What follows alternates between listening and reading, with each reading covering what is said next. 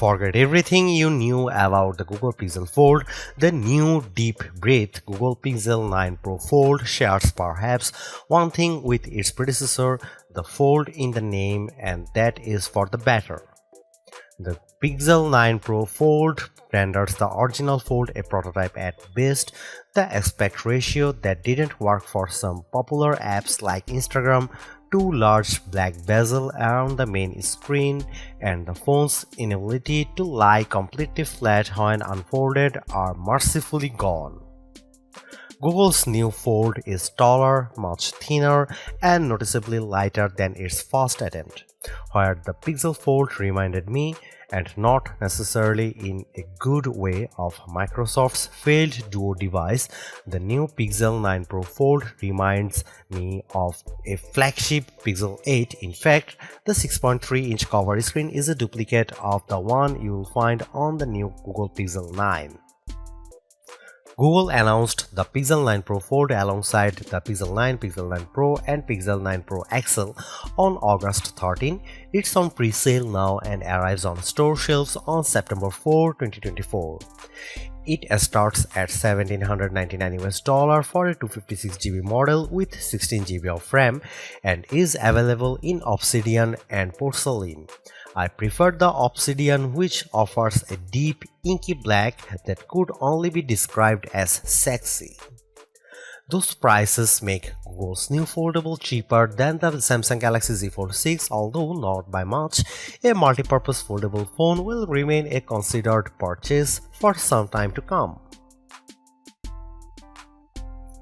Clearly, Google got the message. It's not just specs that win the game, it's eye-popping, delightful design. The Google Pixel 9 Pro Fold has that in spades.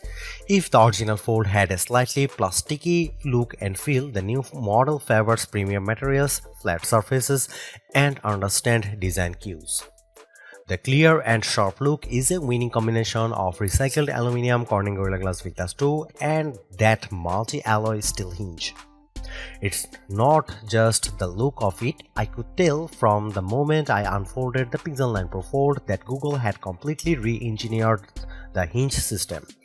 Folded, the two halves of the phone sit flat against each other with barely a gap between them. I could open the phone at almost any angle, and when I opened the phone completely, it snapped satisfyingly flat.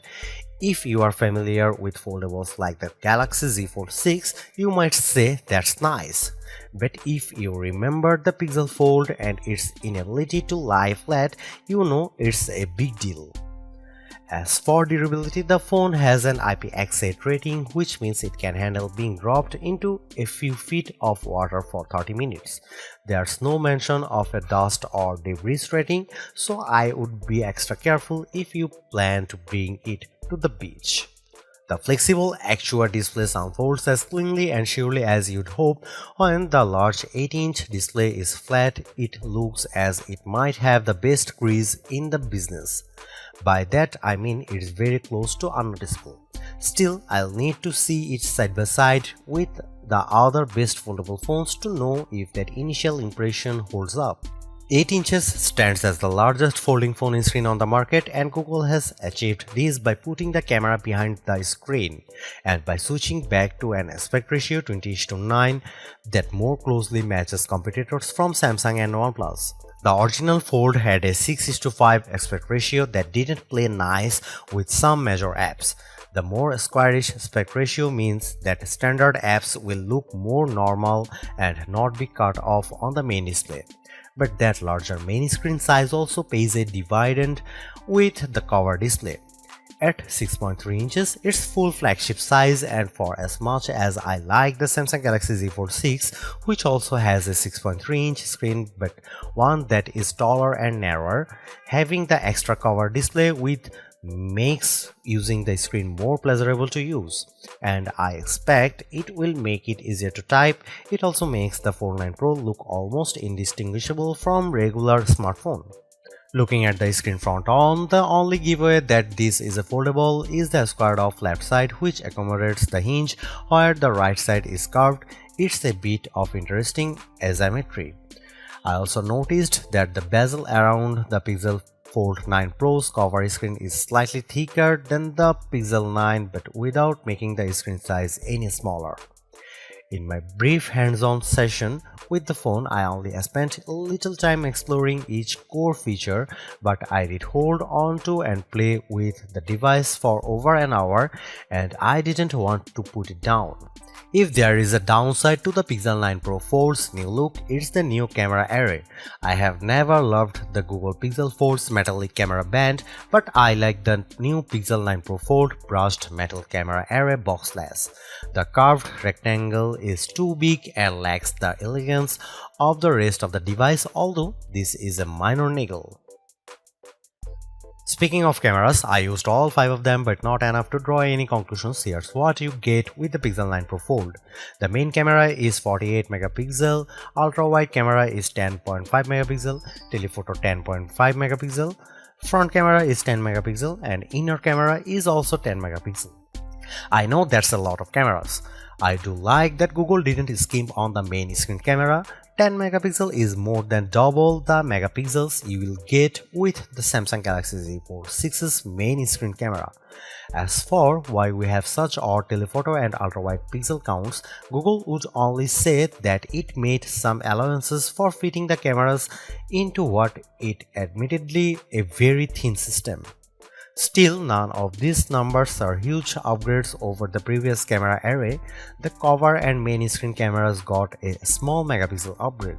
The ultra-wide jumps from a 121-degree field of view to 127 degrees. I am also glad Google didn't downgrade from 5x optical zoom to 3x zoom.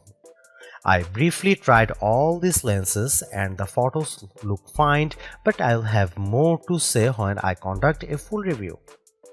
We did, by the way, get a chance to try one of the new photo editing tricks Google's touting for the entire Pixel line, Add Me. It let me take a photo of 2 fellow our team members and then add myself. All I had to do was walk into the frame after taking the initial photo and other guidance from someone taking the photo. Position myself appropriately. The final results makes it look as I was in the original shot. I think Pixel 9 Pro Fold owners are going to love this. I also saw a demonstration of a Fold specific camera features called Made You Look. The concept is simple. You display on the cover screen something distracting or entertaining for your subject to hook at while you try to take a picture of them.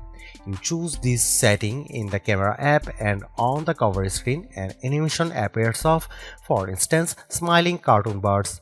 Yes, the image makes you smile and that's the point. A child will look at it and laugh and you will get a great photo of them. Meanwhile, the main screen on the other side is still a big, unobstructed viewfinder. It's a small but clever and fun little photography feature. The name of this phone might seem long and less than memorable, but I think it's accurate. This is a folding premium or pro phone. Instead of standing apart from all the Pixel 9 phones, the Google Pixel 9 Pro Fold fits in well with the rest of the lineup. Overall, this is a redo done right job. The Google Pixel 9 Pro Fold looks like a regular smartphone when closed and opens into a mini tablet. The screens are sharp and bright and appear responsive.